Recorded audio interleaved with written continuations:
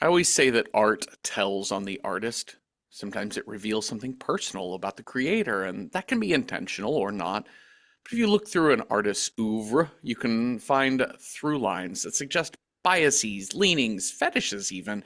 You will see repetition of themes that can help you understand what that writer or director or painter was concerned with. But also, art tells on a culture, especially horror. Like, horror is primal, visceral, Jungian. It accesses our deepest fears, mostly around death. Sometimes death is as simple as a mad killer. Sometimes it's madness itself. Sometimes it's a monster. But over the years, horror movies, when consumed en masse, start to demonstrate patterns of our collective angst. It's interesting to see the trauma narrative played out so frequently in the 21st century, and why not? Like, cinema is dominated by American concerns. We began the century with 9/11 and the wars in Iraq and Afghanistan. We're more aware of mental health, especially PTSD, than we ever have been before. Then you add in Trump, the Me Too era, the Black Lives Matter movement, and the countless horrifying videos that finally catapulted that movement into the white conscience. And of course, there's COVID. It's no wonder that the trauma narrative in horror has reigned the last 25 years. We've talked before about the addiction narratives of the 80s and 90s. Cocaine, heroin, crack, meth, and opioids dominated news stories, from suburban kids ODing to celebrities either dying or going to extensive rehabs. And the Cold War led to countless movies with either a nuclear or Red Scare narrative in the 50s and early 60s.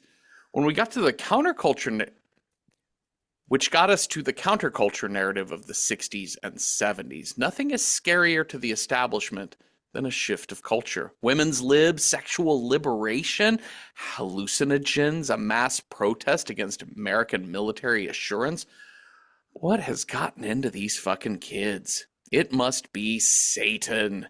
You can't throw a dart at a 1970s horror film lineup without hitting a devil picture. The devil narrative acknowledges that something is rotten underneath our society, but it can't quite put its finger on it. Sure, Old Scratch might represent something specific like financial woes in the Amityville Horror, or secular hubris like in The Omen, but honestly, I think the devil is just Hollywood's scapegoat for all things angsty. But he is a great pianist. Hi, Cecil. Hi, Jeffrey. Do you have a favorite piece of classical music? A favorite piece of classical music. I'm really fond of the Russians. Give me some Shostakovich, give Mm-hmm. me some Tchaikovsky, give me some Rachmaninoff. Any Yeah, of those. Any of those will do. those Russians are very good at music. Very good at that type of music. I don't know much about their pop music, but their True. classical music's Yes. pretty great. Yes. Uh, I have never been necessarily drawn toward any type of classical music, though. Anytime I stop and listen to, or even on the rare occasion that I go watch opera, I really enjoy it. Hmm. It's probably the bigness, the boldness of it. I will Sure. say there is one piece of classical music, and it is a very specific performance of classical music that I think is maybe the finest piece of music ever performed, which was in the late 90s. I don't remember if it was the Grammys or what it was, but Luciano Pavarotti was supposed to sing Nessun Dorma from Turandot, from the opera, and he was sick. And so filling in for him was Aretha Franklin. Okay. And so I'm going to try and remember to put in the show notes a link to a YouTube video of one, it's not just Aretha Franklin, but Sting introducing her. and Yes. Yes. But it's in Italian, although some of her version I think she sings in English, but she returns to the Italian, and then the closing moment of it, the closing line of Nessun Dorma is Vicero, which is victory in Italian. But she starts singing churro, churro, churro. Vichero. Vichero. But she doesn't say the V. She's just churro. Churro. I mean, she does it beautifully because she's Aretha. But I just love that she's just singing Tari, Amazing. Tari. Amazing. So good. And then we watched this movie. Yes. This movie had music in it. It did, and it had Alan Alda, Yes, it did. just the utmost in like sexy nerd. Yeah. Yeah. That's his type nerd, not nerd. It's Like upper class, everyman. kind of your Nice guy. yeah, you're very introspective. Like he's a handsome and serious Bob Newhart, like that kind of like Sure. self-deprecating type of vibe to him, but more a little bit more assured. And then you have Jacqueline Bisset, who Amazing. is tremendous. Honestly, she carries this movie She's great. She's like really, from really beginning good. to end. Yeah, She's the most watchable thing in this movie. yeah. She's one of these people who has, if you go to her Wikipedia, she has an incredible history in film and television. And I know her name and I know her look. You absolutely could have, before this movie, shown me a photo of her, and I probably would have gotten it in the first five guesses. Like, I know who this is. She's such a sex symbol of the 70s. Sure. But also, I don't think I've seen anything she's ever done. Uh-oh. Surely something in television, like surely cameos or things like that, maybe in later life. But I was really like scrambling to find much that I had seen her in. Ooh, that's rough. Yeah, Murder on the Orient Express, Never maybe. saw it. Okay, okay, okay. Um, we're going way back. We're going way back. Um, Airport, Never saw Airport. not airplane, but airport. Uh-huh. The original Casino Royale. Oh, I never saw that. Interesting. And Bullet, which I've never seen Bullet, honestly. No, no. Anyways, tremendous. She's great. Love her. Loved her in this. I liked a lot of this movie. I think it's a really like gorgeous Satan film, 70s possession film. I think it's it's lush and over the top. When I say gorgeous, I just mean that like in a stuffy sort of way. It's Yeah. I don't think like gorgeous in the like auteurish filmy type of way. It's gorgeous in like a Bob Fosse kind of way. Yeah, Like yeah. they're going to start doing the turkey lurkey or, whatever that dance is at any Yes. moment. Yeah. This opening credit sequence of flames and hands, Technicolor. violins. There's a hellhound. Rah, rah, rah, Ah, I love it. Now, I think it's important that we kind of distinguish this movie is less about Satan than it is about Satanists. Yes, yes. This is kind of like a yeah, there's that that's where like I was thinking about the counterculture-y Hmm. thing, right? Like the idea that uh like in Ghoulies, right? Sure. It's you've got the underground coven of people that is channeling their way into this younger generation. Yeah, I didn't really know how to place that other than like it's definitely part of that kind of satanic panic. Like there's a conspiracy of Satan worshippers that want to do evil harm to all of us Yeah. somehow. And they Although just want to this, put on masks and get real drunk and swap bodies. yeah, yeah, this one is more about we just want to win the Van Cliburn competition as Yeah. opposed to we're gonna do horrible things to children or whatever.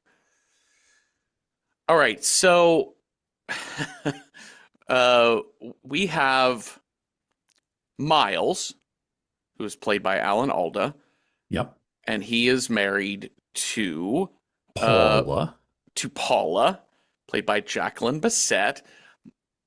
Miles is also Jacqueline. They have a kid. They have a daughter, They have a daughter, like a 10-year-old daughter or something. Becky or whatever the shit her name is. I forget. Oh, it's in my notes somewhere. Abby. Um, but we meet Abby kind of first because she answers the phone, and it's Duncan Eli, who is Oh, this we guy. learn is world famous pianist. And I love that Abby is like drawing this weird fucking bat. She's got a whole ass easel that she's drawing a bat on, and she's like, "What's your name? Spell it for me." And he spells it, and she just writes it on her picture that she's But he drawing. spells it so slowly, like he's the most condescending person. Like, okay, my name is Bill. B I Hang on, hold, slow down. L, and I'm not exaggerating. Like he's laying it on. This is not a man who suffers fools Mm-mm, gladly. mm-mm.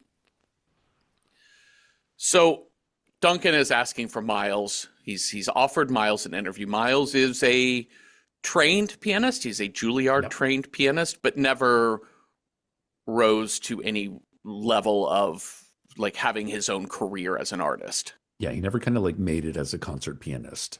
And now he writes No, about music. yeah, which is great. Good career, good job. This Right. is a great time to be a journalist. And he goes to interview Duncan in his home. Duncan has a beautiful manor. He's got a butler, Yeah. a kabillion rooms, a whole dining set with chandeliers and shit, rugs everywhere. Anyways, this whole setup, Duncan says, I read your piece on that Russian genius. It wasn't a bad piece. Fine, you can interview me. You got 13 Yeah. minutes, go. Yeah. Yeah. But he notices Miles' hands. Show me your hands. Oh, look at those fingers. Look at those hands. Oh my God, have you ever played the piano? Well, we get this background of Miles saying like the only review he ever really got called his performance indecently immature. Oh no. And Duncan goes into this like, oh, the critics, even if they like it, they don't understand it. They don't know that after every performance there is blood on the keys. Like, oh, Okay, Jesus. All right. I okay. guess so. All right. You're one of those people. Here it is. Critics, even when they're right, they're stupid. We must suffer them like we suffer everything else in this world except the music. I want my daughter Roxanne to see your hands. Roxanne, come. Hands like this are 1 in 100,000. Don't you agree? Sexy European daughter of mine, Oh Roxanne. my God. Sure. Okay, so he's in good with Duncan now. So now he and Paula have been invited over for this big party at Yeah. soiree, They are having a fete. a fete. It's full on animal masks, tuxedos, drinking champagne, doing the Yes. turkey lurkey dance. I think this scene, the setup is I think as the movie goes on, my like hope for it to be great waned. Yeah. But I Yeah. really love this opening sequence, especially this opening party, because it's so funny and like really cynical about the arts world. Because Mm-hmm. we already had this like over the top, the critics, even when they're right, they're stupid and all of that sort of thing. But then here we have this really funny dialogue of all of these artists, and they're so like it's the trope of the disengaged artist. Like they're not Sure. even human, really. They're like, I saw your last picture. At least I hope it was your last picture. Ooh, cutting. Oh, Ooh. somebody else is like, I have an axiom to grind. Cliche is king. It's just this stylized cleverness that's happening at the table. Listen, they were watching Laugh-In. Yep. It was the era of the like 1-2 punch. Mm-hmm. Like Goldie Hawn would just like jump out of a door and say something funny, and then somebody else would jump out of another door and say what, and she would say something funny and then laugh. Yep. Man, it is. Laugh-In's a tough watch, and I fully understand its genius and why it was so important. But man, humor does not age well always. It's hard. It's a toughie. Yes, It's it's a a toughie. And you're right that there is kind of like a more like a more erudite version of Laugh-In happening here at this table. Sure. Like, yeah. But we've got Roxanne really moving in on Miles. Yeah. And it's interesting that this movie with Paula, there's definitely like jealousy at work throughout with Miles's relationship to Roxanne and Duncan.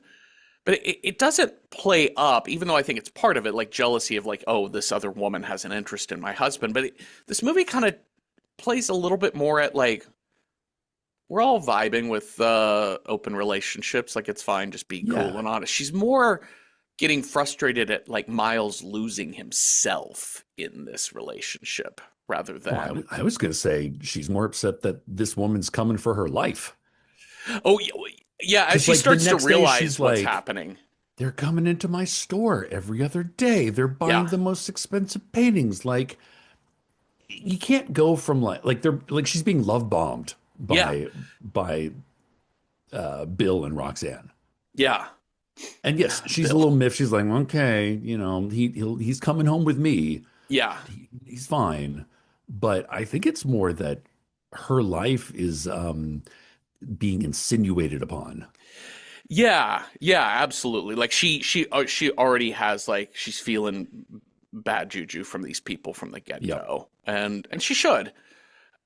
It is funny though, like she does have a being around these people, like even she's got these like kind of cutting lines. She tells Miles, like, that's what it was. That Miles gets up and plays a piano duet with Duncan. Right, right, right. And everyone is, loving it. He like keeps up with Duncan, like he's very good at it. And But he looks like he is sweating it. yes. And she tells him, with a lot of work, you could become a third-rate piano player. I'm like, damn. Oh, Oh, supportive wife. the things that you can only say to your partner because hmm there's enough water under the bridge. You don't hit them. We also meet Robin, the Hellhound. Yeah, yes. Oh, There's Robin's got such there's a got to good be good boy. there's got to be a hellhound, Uh-huh. and it's got to be like a Doberman, of course. hmm I do love that Paula like growls back at Robin the first time they encounter each other. But you're right, Duncan and his people are like love bombing Paula, showing up at her new she just opened a boutique with her friend Maggie, and they're hardly selling anything, but like Duncan and his people come in and just start buying everything. You're like, that's great and all, but like, do you have do you want to look at the price, or is there anything Yeah. you know? You just want it all? Okay. Okay, we'll get that taken care of. And when they leave, Maggie says to Paula, she's like, I remember that guy. Oh yeah, I think his wife was murdered by a dog. yeah, That seems memorable. yeah. Well, what happened to that dog, Jeffrey? What did happen to that dog? They hung the dog. Oh, that's right. That's right. They hanged. Yes. They hanged that dog Yes, that's right. upon yon rope. That satanic dog was hanged. Oh my God. Well, now we're gonna have. Oh, this is the mask party coming up. This is the New That's Year's right. Eve Yes. party that First they're it was having dinner coming. party, then yeah, yeah. Mask party. So, uh, there's a moment where did I get this right? Like, oh, one, even the dog has a mask on, and it's such a freaky look because it's a human rubber, like Right. full wraparound human mask. So it Yeah. has this vibe of a man's head with a dog's body. They And I did a like really that. good job with this, and I didn't like it either. But I mean, I loved it. But yeah, like I hate it, but I love it. Did I get this right that there's a Paula watches Duncan and Roxanne share a giant kiss with each other? Did I understand that correctly? Was that Roxanne he was kissing? I think so. Yeah. Like she needs air, and Yeah. she runs into Miles, and Miles is like, I'm having a great time, baby. And Roxanne is like, here, I'll take him off your hands. And Paula just wants like a breath of fresh air. So Yeah. she goes into the Satanist study and has a showdown with the dog. Yeah, it's this red room. It's like a study, red walls with white, like they look like death masks Yeah, yeah, all yeah, over yeah. but like plaster masks of people all covering the walls. And I think it's here that Roxanne's like, hey, I want to do a mask of your husband, Miles. And Paula's like, I don't know, he's a big boy. I'm out of here. Uh-huh. I'm just gonna go. Yeah. So the next thing we know, like the party's still going, but Miles is like sitting in a barber chair with like straws out of his nose so he can breathe. And white plaster all over his Yeah. head. And also They're Dunk. artists. Yeah. They're quirky. They do quirky things. What could possibly go wrong? Yeah. Roxanne is like presenting herself as like, oh, I'm an artist. This is my work. And Yeah. Paula being like, not my thing. I tend to like a safe abstraction, which I Yes. love. Great Yes. line. And Duncan comes in too. So we've got now our primary four people in the same room as Miles is getting this mask made. And Duncan looks rough. He's Yeah. Yeah. faint. And we start learning that he's getting kind of sick. Hmm. He's not doing as well. Um, yeah, and Paula is really, really starting to push back on Miles at home of like, they're too friendly. Yeah. It's all too sudden. And Miles is like, yeah, but he's like treating me like the son he never had. I'm like, Yeah. okay, great. And he lays the like he's dying of Leukemia. leukemia. Yeah. So Uh-huh. he's like, so don't you feel bad? Yeah, he's Say never that. going to do another concert ever. I mean, like, he's taken me in and I want to give to this great artist. Like Miles even donates blood, Yeah. but like not at a hospital, like in the Satanist study room. Just like we're just gonna wing it. Hmm. Okay. Yeah, so Roxanne, who's an artist and also a nurse, apparently, is taking blood from him. Sure. And then Of course. after taking his blood, he's very lightheaded. And she's like, here, drink this bouillon. Oh. Oh, and hey, Okay. take a nap. And then she says, goodbye, Miles. Woo, woo, woo. Let's talk about the purple lotion. Oh my That God, the blue goo, blue goo. the blue goo. Uh, Color is a really evocative thing, and I'm not sure if blue gunk was what we should have Hmm. settled on. You know? They made a choice to go with so many rich reds in this movie. There's Yes. so much like satanic red, blood red. Yeah. And even even the wood Like is like crimson. even the wood is like mahogany, right? And it's Yeah. just everything is in this reddish family, crimson. Um, and it's so they're clearly looking for something that will contrast against that. But But blue it's like goo is weird. so they have a jar, a nice vase of blue tempera paint that they use for all the rituals. Uh-huh. Next thing we know, Roxanne's drawing pentacles on the ground.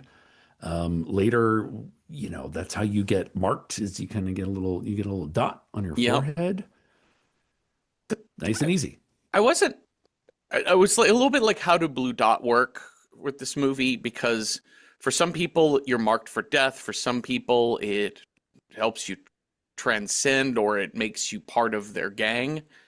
I think it all depends on the deal you strike with the devil. I think you're right.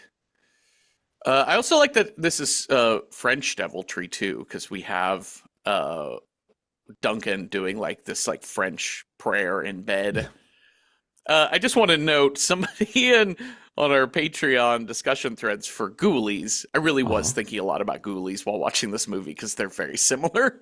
But in watching Ghoulies, when what's his head is doing the like thing that sounds like it's in Latin, somebody Yeah. is like he just straight up goes into like he straight up just goes into Hebrew at one point in time. Oh. It's just a mess of jibber jabber, and I think people were like, nah, just say this Jewish prayer, and no one will notice. Just throw in a couple of, l'chaim, you'll be fine. You know? This is much more, it seems a little more studied. Yes. Yes. This movie is way better quality than Ghoulies, make no mistake about it. Arguably. um okay, so he it's nearly midnight. Duncan is asking Roxanne like it's nearly there. Are we at midnight yet? She's like almost there. She gives him some potion and then he seems to die. She places the death mask of Miles on his face. on his face. Just soak it up. And then Soak it up. I wrote in my Like a music. seaweed wrap. Then I wrote in my notes, this music is called boyoyoyoing. It's a lot of like gongy sort of sounding Yeah, stuff. yeah.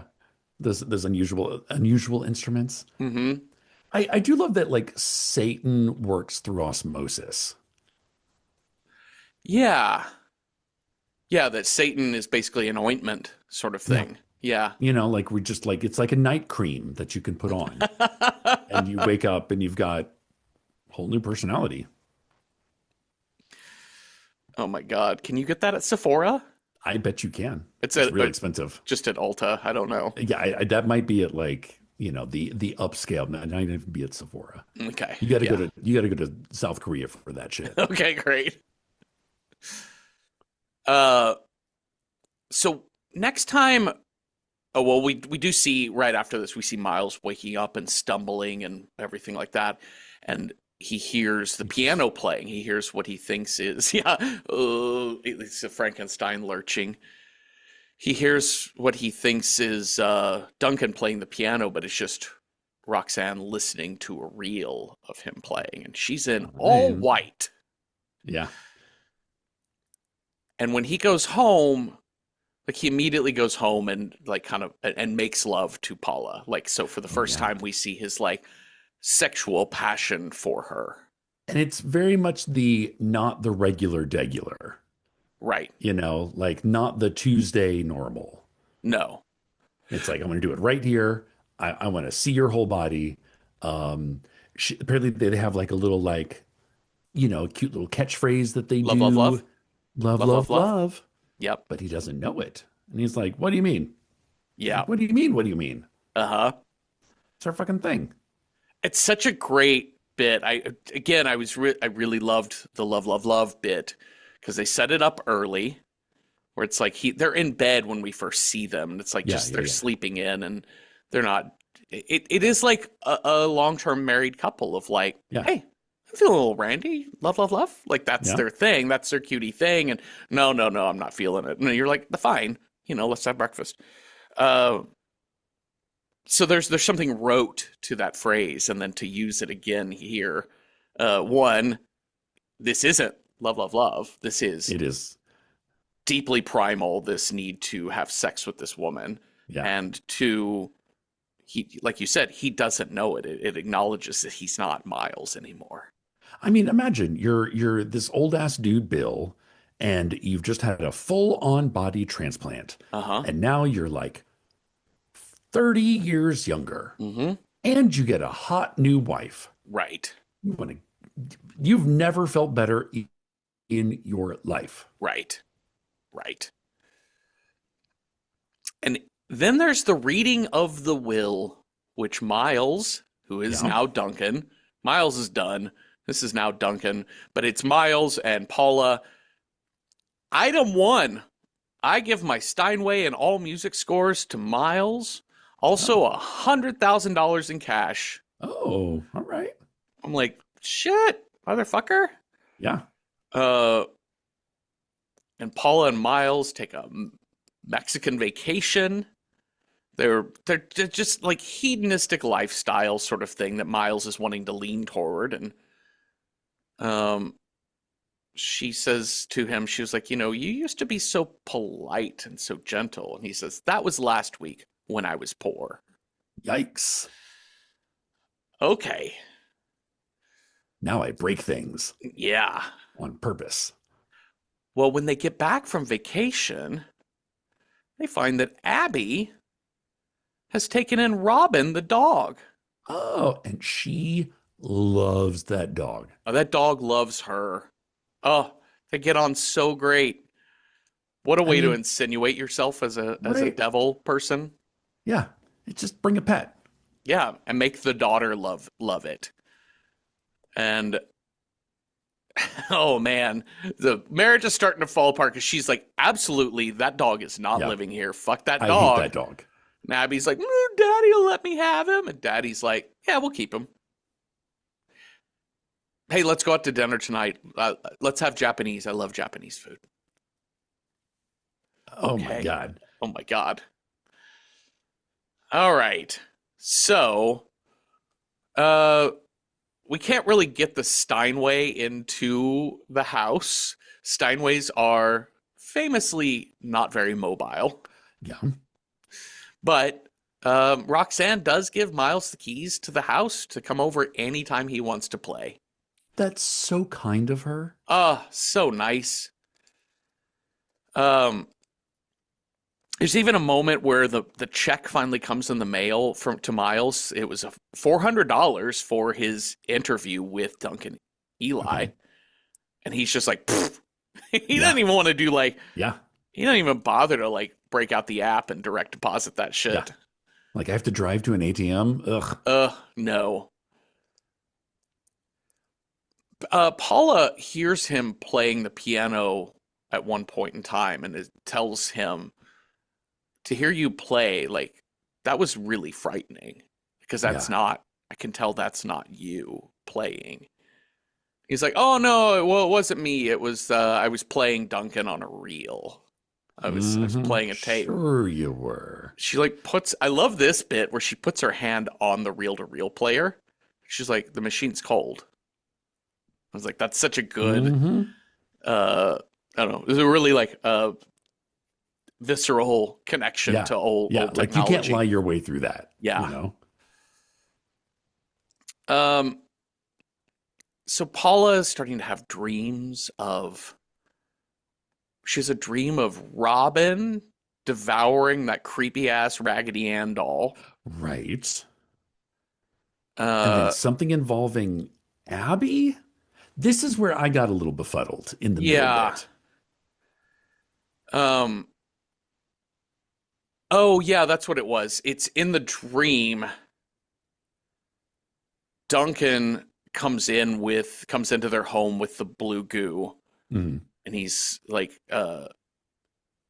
got to like go put it on Abby, and Yeah. Paula's like, no, don't. And he's like, sorry, it's part of the bargain. And he puts a blue mark on Abby's forehead, and then Abby wakes up and runs into her mom's room screaming. He's like, Mom, I had a terrible dream. She's like, I had I the had a dream same too. one. Yeah. And then apparently Robin did leave because Abby's like, yeah, he just jumped out the window and left. Right? What? The dog jumped out the window. Like, Like, no, no more second dog. floor. Second floor. Do we have Okay. to put up flyers or Yeah, it, right? did it fly away? I don't know how to hellhound work. But Paula that next morning discovers that she's got the dot of blue goo on Mhm. her head. And Abby ends up okay. I think for me this was the turning point, this hospital scene. So I thought the writing in this movie was really, really good, like really skilled. I don't know Mhm. necessarily that it makes for a great film, but I Sure. think it's like that doesn't mean the writing's not really good. Yeah, yeah. In that I think their pacing and what they're doing and the The dialogue, everything characters are well was tight drawn. Yeah, and yeah. good and smart. But then we get to this hospital scene where Abby now is at the hospital and Paula is asking this doctor friend of theirs, like, what's wrong? The Yeah. doctor's like, oh yeah, she's gone. We tried everything, but we couldn't get a firm diagnosis. Right? And I'm like, what? Oh, okay. I think the problem this movie really didn't know what to do with the child. Yeah. Like just didn't know what to do. Yeah. And Yeah. It especially just when you basically compare it to euthanized like, her. It just yeah. is like, we don't know. She's not helping anything here. And and then essentially the movie goes on and Paula just sort of sucks it up. Yeah. There's also like she and Miles have this fight that's at the hospital, but it, it doesn't it's like an intense but like level-headed back and forth about their relationship and what's happening and things like that. And I'm like, your daughter just died. Yeah. Eye on the prize here, eyes on your own paper. Like, what's happening? What are we talking about? Yeah, yeah, yeah. And I know that sometimes we can have intense arguments that aren't about the thing that's really hurting us. But that's not what this scene plays out like. I don't know. It's just a really confusing scene emotionally. I just wasn't sure. And I'm like, that kid was dead so fast. Yeah. Uh, And then Mo- isn't Miles like out the door the next day? He's like, I gotta go do like 3 concerts in Berlin or San Francisco or something. yeah, he's like, oh, I'm picking up Miles's tour dates. So I'm on the road now. He I'll also see. tells her you need meds, which is like great. Damn. All right, well, time to go to the library, Cecil. Yay! Yay, horror Did we movie. predate microfiche? When is microfiche? Did they have microfiche in the 60s? Of I course they feel did, like they right? had to have, right? Yeah. 60s, 70s. I feel like that's That feels like a microfiche 50s era. invention. Yeah. Well, we learned about the Slayer dog that Yeah. killed Duncan's wife, previous, or his wife, I guess. Yeah, but and the Swiss people were having none of this dog, and Mm-mm. they hung this dog. Listen, in the old country, they knew what's up. Yeah, because what they found the victim's body, and then like paw prints leading up to it, but none leading away. Ooh, maybe the Oh, dog did fly away. maybe that note. God turned me into a dog so I can fly far, far, far away. They saw a paw print and it said, "Who rescued who?" I carried you on my back because you're a dog. What about when there was just one set of footprints? Well, those are dog prints, so those are mine. And I didn't want to wash you when we got home. Okay. So she also learns that Roxanne Roxanne has has an an ex-husband. ex-husband. Oh, Is this Bill? This is Billy. Billy's the ex-husband. okay. Um, she goes to talk to him, and he's like, "Yeah, she didn't like me. I didn't like her. We got divorced." She's like, "Was your mother-in-law murdered by a dog?" Which is a great question. No, I'm just gonna say it out loud. Just, I'm I'm not just gonna gonna come out with sugarcoat it. this. I Mm-mm. just gotta ask you one thing. And he plays it off like, no, that's silly. Like the Swiss police didn't think so. They looked at it, just nothing. It's those peasants there still live in the Middle Ages out in Switzerland. And But they are definitely Satanists. yes, and but that's just their fucking hobby. Like he kind of They're plays it off it's like it's not really real. It's just there's dumb shit that they're up to. Yeah, he plays off it's their power trip. Yeah, It's the sort of like ceremonial magic. It gives them a sense of order and importance, and they couldn't decide to go left or right if they didn't pull a tarot card kind of yeah. thing. And she tells Billy, I mean, dude, I think Roxanne might be responsible for the death of my daughter. And he's like, you got to go. All right, Miles is doing one of his tour dates Yeah. here in where are they? They're in San Francisco, right? I think Yeah, this I is think where so. this is based. We've got the stuffy audience, but they fucking love him. This is another weird scene where they need all of these characters together at the scene, but like it's a big crowd. Obviously Roxanne is there, and I wrote Richard. Who is Richard? Who the fuck is Richard? Who is Richard? Hold on, I'm gonna just pause this thing to pull up the wiki page for this because I keep seeing his Uh, name and I keep ignoring it. Um, the Mephisto Waltz.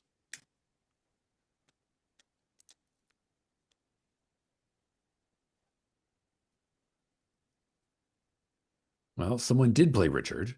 There is no photo and no description of the character. I'm just gonna ignore that. I'm just like he's not even in the cast list on Wikipedia, so I'm not sure what I was doing there. But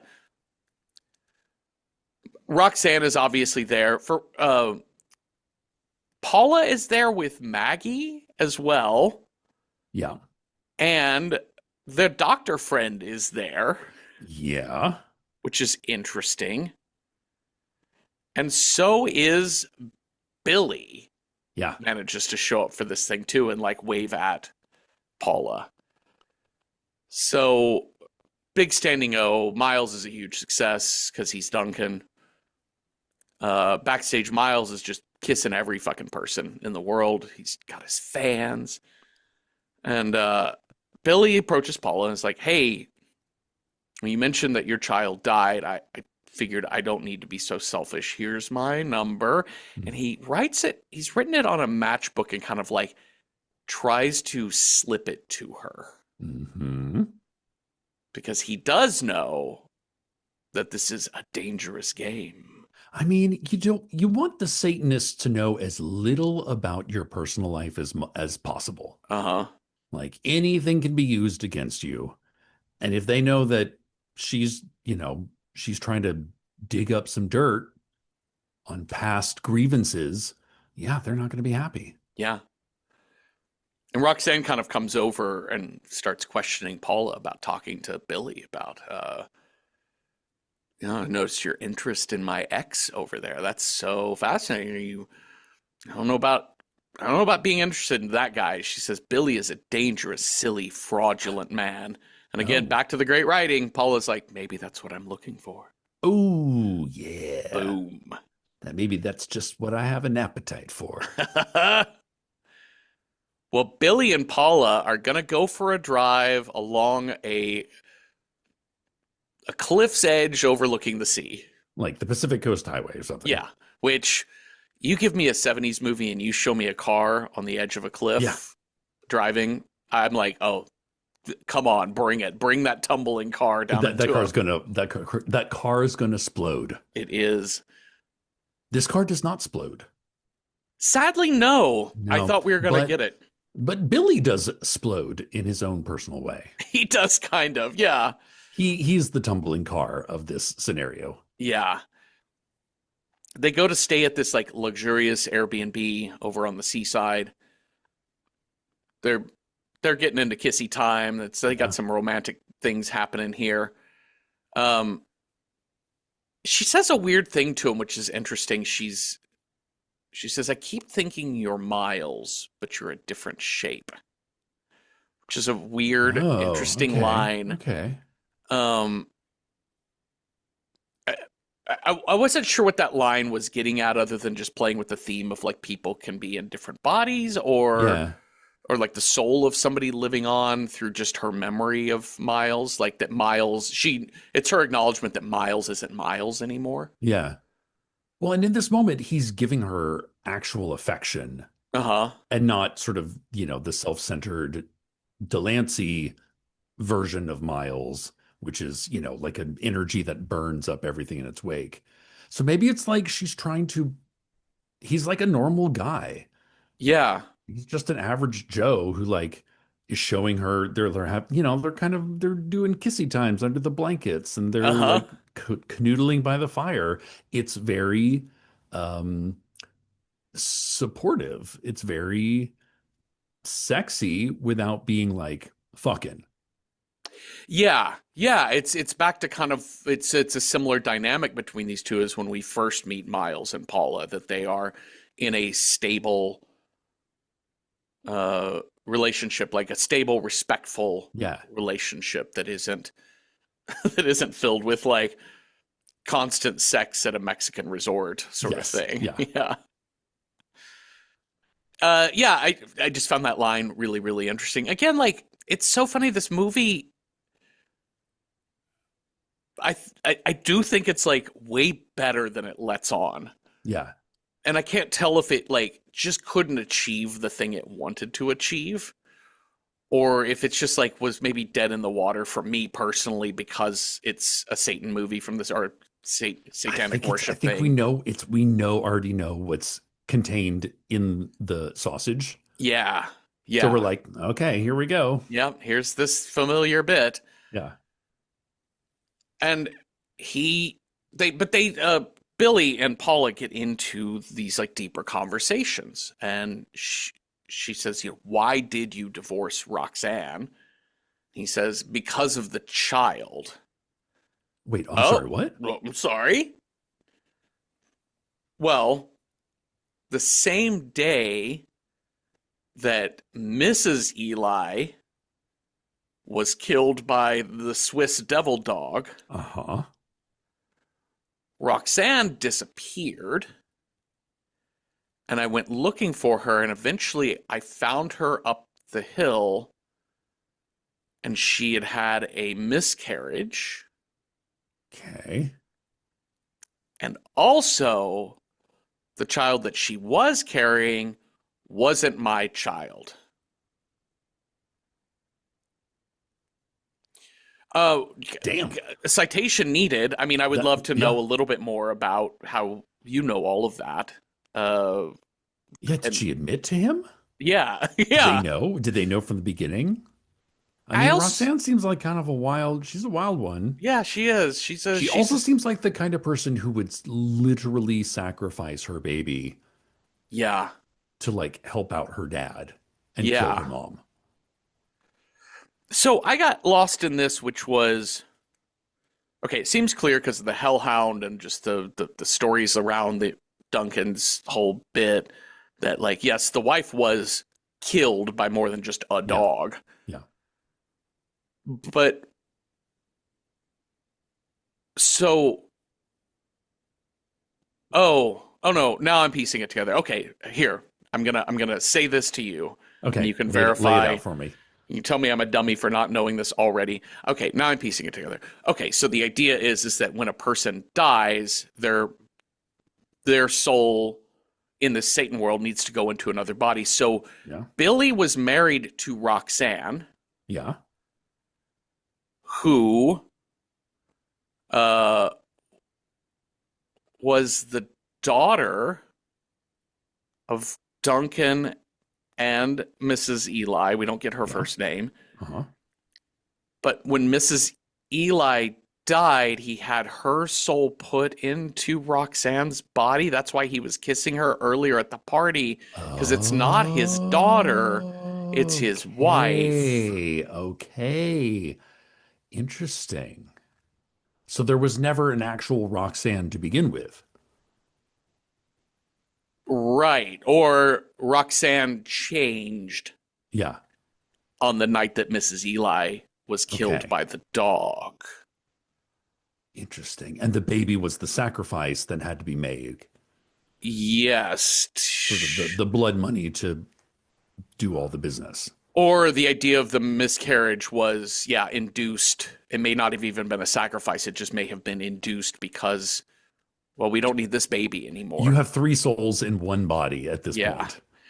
And then the thing that threw me off really was Billy telling Paula, also, it wasn't my child. I'm like, okay, now you're adding in an affair sort of thing, or I don't know. I was I I was mean, a little thrown off by that. I chalked it up to the like our marriage was so fucked. Like I didn't even Yeah. know. I didn't even know if it was my baby. In fact, I knew it wasn't my baby. Yeah. So didn't matter to me. Yeah. Things went to hell real fast, Yeah. and I just needed to be out of that. Um, yeah, this is where he says the line about these Satanists. He says they play at witchcraft because Yeah. then they can do anything they like. They Yeah. can it just gives them an excuse to behave like whatever the fuck. Yeah. Yeah, and Billy connects the child wasn't mine with he believes that Duncan was the father of Oh. that that child that wasn't born. And so Wait, Duncan? Duncan. that Yes. Duncan was. I think the thing is that it throws the timeline off for me of like, is that Mrs. Eli's spirit in the body of the daughter, and or was it just this is the child abuse thing, like that he was? I don't know. I don't know. How dark do you want to get? How dark do we want to get? Well, sadly, we that night. Paula takes a nap, and Bill wakes up dead.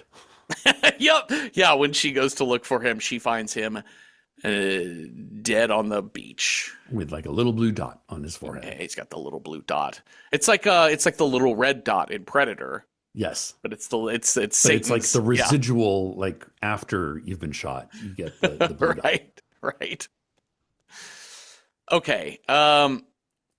She's pretty certain now that Roxanne and Miles Duncan have killed Bill, and she's like, I'm probably next on this list. Yeah. And she's like, you know what? Fuck it. Fuck it. I don't give a shit. That's Miles's body. I married Yeah. Miles.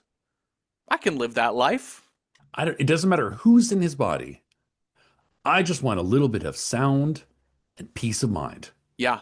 So let's take out the dusty old tome Uh-huh. and let's summon Satan, all right? Yeah. Let's First, we bring it get our on. tits out. Then we have to do some like Latin chanting. I I I just want to say the other day I was like, you know what I would like to be able to do is make tortillas at home. Okay. And so I started reading some recipes and watching some Like from YouTube. scratch? Yeah, from scratch. Okay.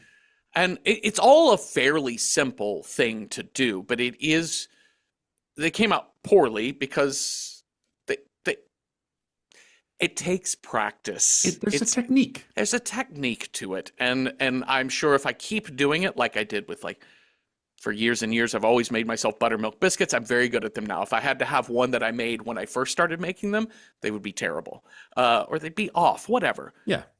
So when she's like, you know what, let me do this satanic ritual, I'm like, girl, I don't think you can just read the recipe and then have it come out working right. I think you can.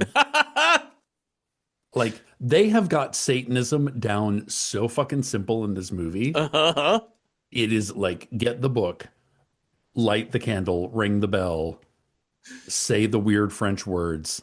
Uh-huh. I was just miffed that we get a like. So this movie isn't scary. Just want to say that. No. And here we have our like one actual supernatural moment of what could be horror, and it doesn't go anywhere. Like we see a shadowy figure walk up to Paula, Uh-huh. and we see the look of surprise on her face, and she says, "Master, I am ready to bargain." Oh, yeah. And I was like, did you just deny me Satan in my Satan movie? I mean, I know that's like the thing, because how do you like put Satan on screen without making it like into a cartoon devil, but it was just here and then gone. Yeah. Like it was just somebody walking down the hallway and she's like, "Oh, yes, yes, I filled out my TPS report. So I would like to request one Roxanne fuck it up at Innis, whatever I got to do for that, and I'll give you my body. How about that?" Yeah. Easy. And we'll the accounts receivable, we'll settle it all out later. That's right. That's right. So she goes to Roxanne's house, basically beats the shit out of her. Mm-hmm. Yeah. Like Paula ain't taking no more shit. No.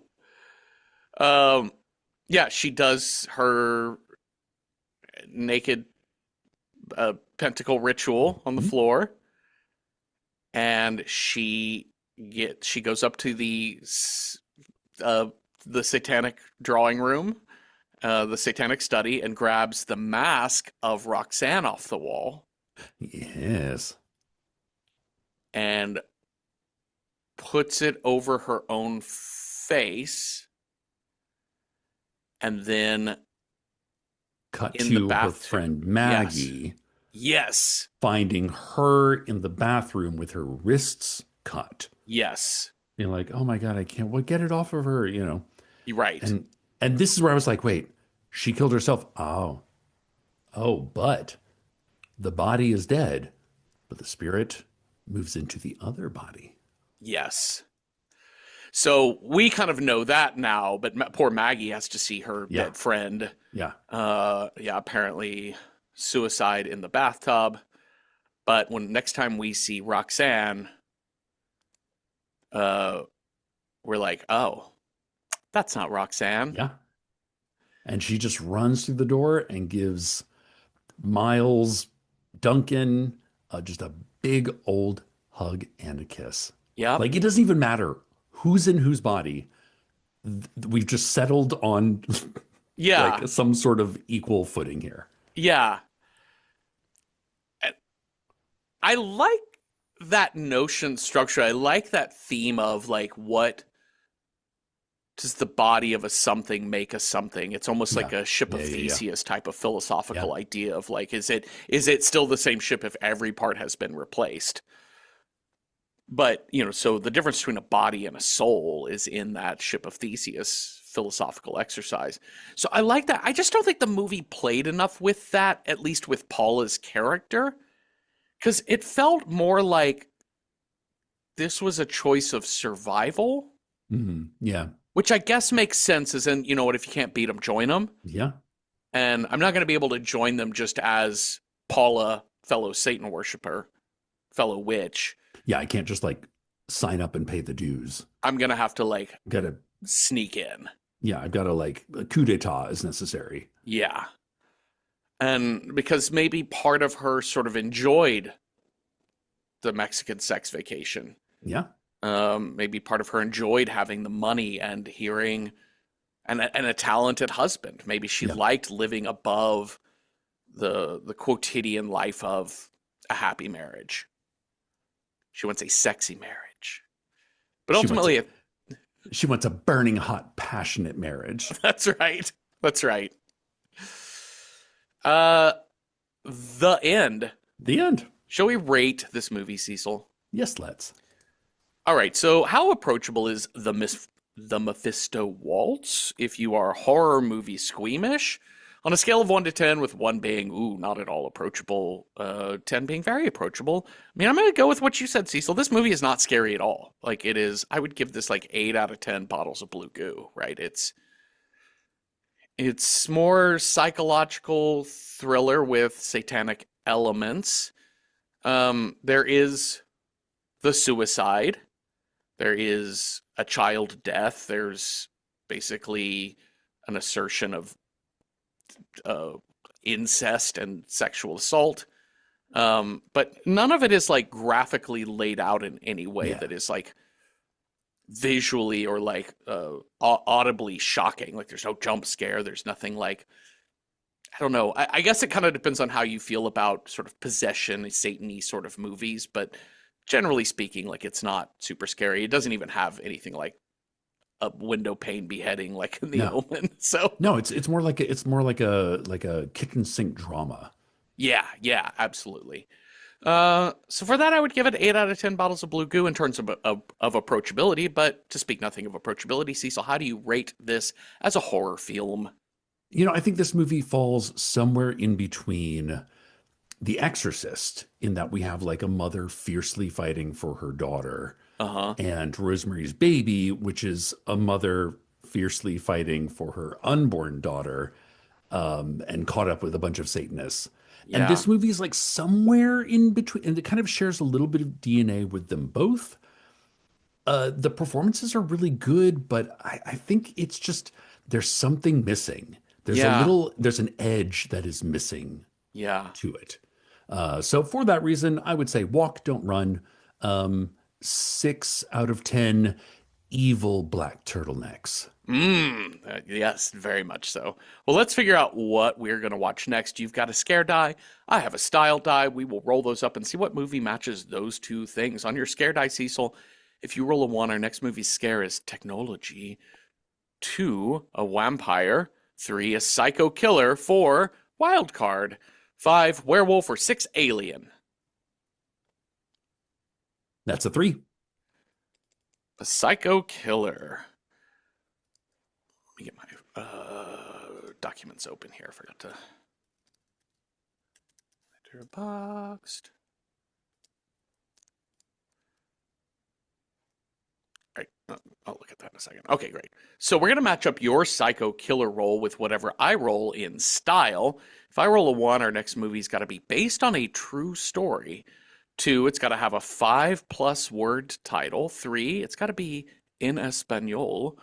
4, it's got to be a movie from the 2020s.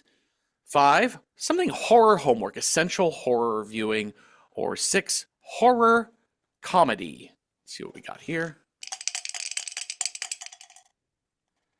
I got a 4. That is 2020's Okay. Psycho Killer. Oh, we just put 2020s on there a couple weeks ago, and it's gone. All right. Well, this should be a We lot easier than when an we had embarrassment of riches. 1991 Yeah, on yeah, the yes. list. We're like, which weird doll movie do you want to watch? This bad one, or this bad one? I'm still dreading the werewolf meets based on a Oh true God. story. Yeah. Yeah. All right. So we wrote down just a few. There's a million movies. I think we just stopped writing because we could just go on forever and ever and ever with this. But we wrote down a few. And then we also have a Letterboxd account. We're at Random Horror 9 on Letterboxd. You can go look at our lists and see all of the possible dice rolls we could be doing. And you can add comments, see what movies we're missing out on. So what did we watch? Well, or what did we write down to possibly watch? I've got Watcher, which is like a 2020 film. It's very Rear Window-y, sort of. Okay. It's got that kind of vibe to it. It takes place in Poland, I believe, maybe. Anyways, there is Speak No Evil, which is Now we have a European Speak No Evil, Mhm. and we have an American Speak No Evil. Yeah. Both of them are 2020s, Yeah, or I is believe the so. okay? I mean, I always kind of lean toward the I go with original. the source material Yeah, first. yeah. See the first one first, then see the remake. We've got something in the realm of like horror comedy with Freaky, which is a People seem freak. to love this movie, Yeah, I think it. I and think it I was don't know, very it sounds kind popular. of fun. Yeah. There's of course Maxine. Maxine's a great film. Yep. And there's also this one's interesting. Sissy. I don't know a lot about Sissy. Let me see. I think it's like something involving bullying, like teenage bullying. Yes. Like the Yes. bully gets bullied to death, Yes. perhaps, maybe. Um, indie psychological film. Successful social media influencer who's invited to a bachelorette weekend by her close childhood friends before it turns into a nightmare. Uh-oh. Okay, that sounds fun.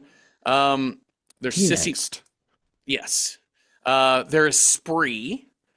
which is sort of online, no, not online, Uber driver Mm-hmm. killer. Yep. Of course, a movie we've talked about before on the show without having really talked about it is Long Legs. Yeah, yeah, Definitely a psycho killer. Leans more into the witchcrafty sort of for sure. magic with a K. Yeah. How do silver balls work is How really a do question I have. dolls and Yep. I don't Oh. know. Oh, and then just Chef's Kiss, Trap. I enjoyed Trap. I haven't seen it. I mean, like I knew exactly what I was going to get, and it delivered. Great. I love that about that movie. I love listening to people talk about that movie. It cracks me up every time because everybody has a lot of people I know are like you, like I had fun. It was what it said it Yeah. was, and it did Like exactly it was what a Tuesday it's. night. Yep. I ate dinner. I had a movie by myself. I went, "Oh, Josh Hartnett, you're so hot these days. You're so good." And then the Uh-huh. movie was over, and I did not look back. Great. All right, so those are the ones we wrote down. I imagine we're gonna have a shit ton. Maybe not a shit ton, but we should have a lot from people over on Letterboxd. What did they have to say, Cecil? Well, Cronenberg TA recommends X, first in the X trilogy, which we've done Pearl, but we've not covered X, correct? I thought X was like 2019 in my Oh. head. It says X is 2020. So Cronenberg TA. Oh, you're right. Might be It was. lying to For some us. reason, I thought that was like pre. No, it is 2022. You're right. Oh, that's right. Because they shot that movie. They were in New Zealand. During the pandemic. So they're Yeah. like, let's shoot another. Yeah. So they wrote and shot Pearl while they were there because they were like, well, we're kind of stuck here while we're making Yeah. this movie. Okay. Yeah. Okay. All right. Shannon C recommends Alone 2020. A Mhm. recently widowed traveler is kidnapped by a cold-blooded killer, only to escape into the wilderness where she is forced to battle against the elements as her pursuer closes in on her.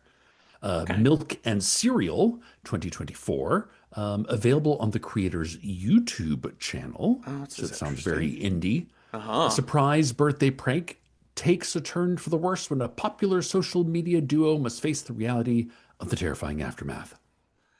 I've heard of this before. I think people have mentioned They're milk like, and it's a gender cereal. reveal, and the gender reveal is dead. Yeah, You're all dead. yeah. That's so interesting. Okay. Shannon C also recommends Superhost.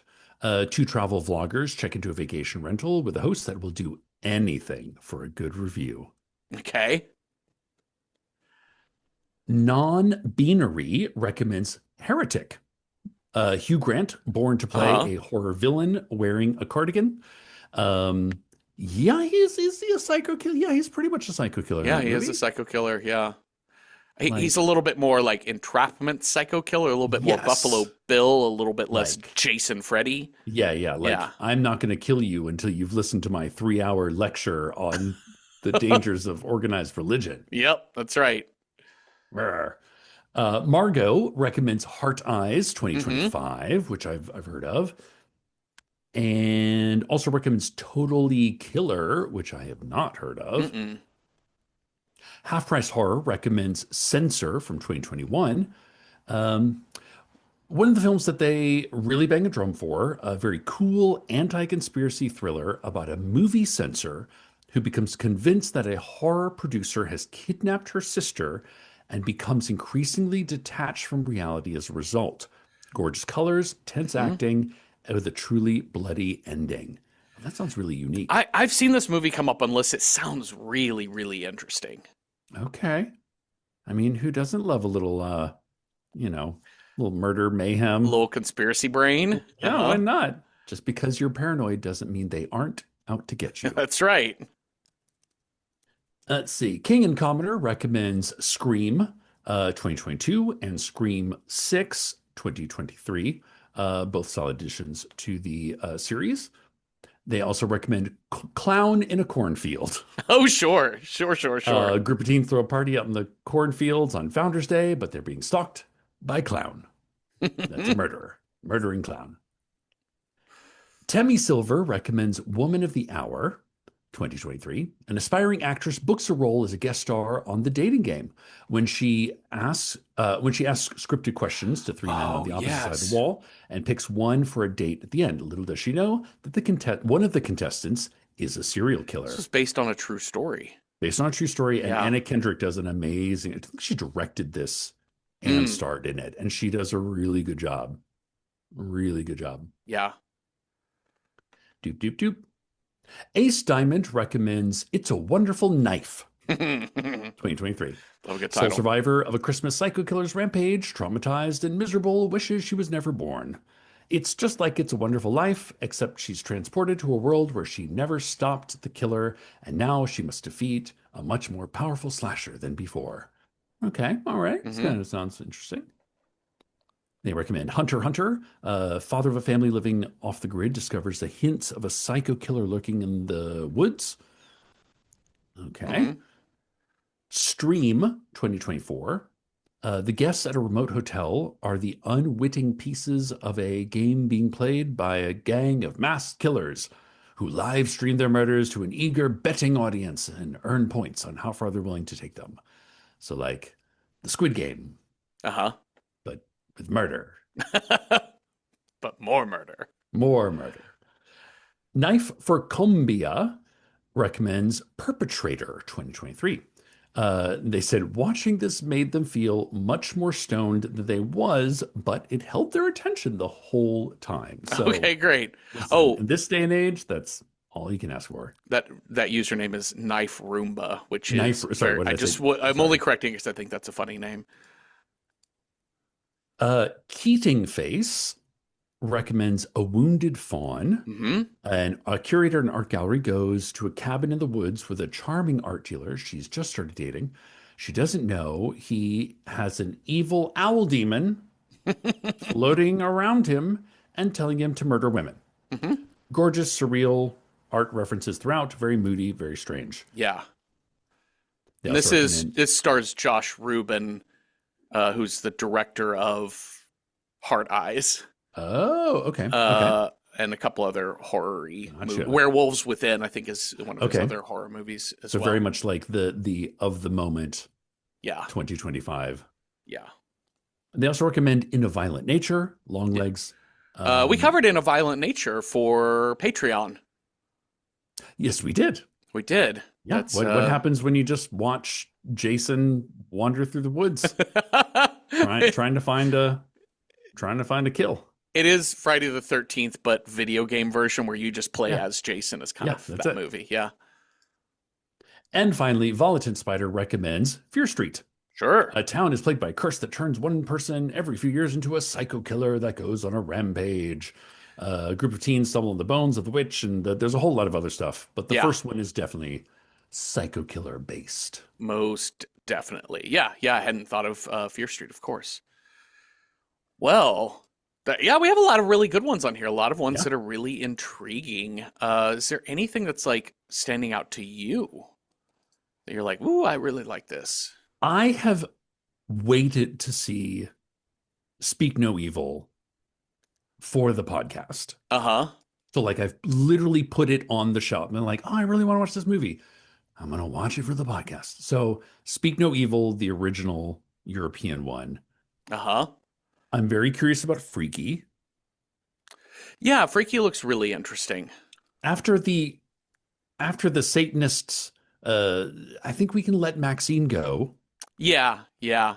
And Because even Maxine Long was Legs to some extent. yeah, exactly. Trap was fun. Uh-huh. I like the idea of like a true horror. Yeah. Trap feels a little bit more like matinee horror. It's like Alfred Hitchcock horror. A little bit, yeah. Like which Suspense I'm not horror. mad about that. Like No. Watcher is definitely in the Rear Window sort of vibe. Like it's more horror-y. It gets into a lot more bullshit than than Rear Window does, but leans more horror. X is another one we haven't covered for this Yeah. show. Yeah. Censor was my dark horse. Like I thought that I that know was that a does really sound good interesting. sell And I was gonna say Heart on Eyes was Censor. my like I don't know anything about this movie, but it comes up every time I search. It looks bonkers. The Heart-Eyed Killer. That one looks like Heart Eyes gives me very much like that and Clown in a Cornfield kind of feel very much a throwback tribute, Like retro retro Valentine's. 80s Yeah, yeah. slasher type of vibe to me. Speak No Evil and Watcher might be. Speak No Evil looks really scary because Yeah. that's kind of that's in your kind of like kidnap adjacent sort of movies. Well, because it's like it looks much more similar to Funny Games, Yeah, where it's like you're being insinuated upon until yeah, it's too late. yes, yeah, absolutely. Yeah, it looks disturbing as shit. Yeah, I think Speak No Evil really is intriguing to me as well. Okay. Do we want to just lean on that and say because you've been saving yourself for marriage on this movie. Yeah. I really want to get to X. I really want to get to, and now I'm really intrigued by Censor, so I really want to watch I that know as that well. does sound really interesting. But I think kind of where we've come from, I think I really want to watch, where we've come from in the last several movies. I kind of want to land Like on a like tense, taut, edge of good your seat quality kind of movie. Yeah. And I think Speak No Evil is going to be our best bet for that.